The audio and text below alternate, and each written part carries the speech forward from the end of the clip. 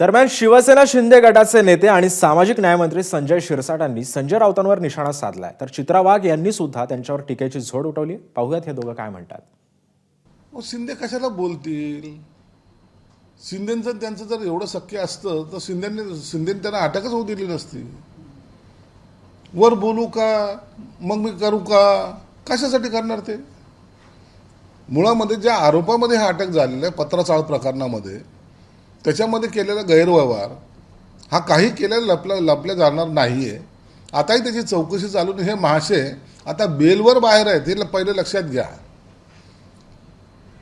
हे कधीही आतमध्ये जाऊ शकतात.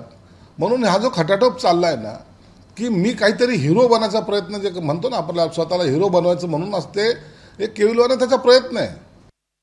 लिहायचंच होतं तर पत्राचाळीवरच्या त्या भाडेकरूंबद्दल ज्यांना फसवलं, ज्यांच्या जमिनी होत्या, ज्यांची घरं होती, ज्या महिलांनी आपली मंगळसूत्र गहाण टाकली, त्यांच्यावरती काय दिवस या नरक्यातल्या नाही गटारातल्या अर्काने आणले, त्याच्याबद्दल लिहिणं गरजेचं होतं.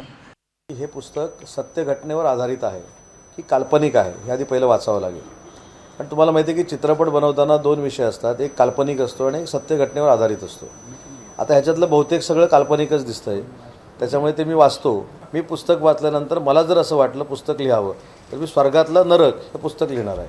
कारण काल्पनिक आणि सत्य घटनेवर आधारित असे दोन प्रकार असतात आणि मराठी भाषेचा मंत्री असल्यामुळे हल्ली मला ते कळायला लागले. एबीपी माझा, उघडा डोळे बघा नीट.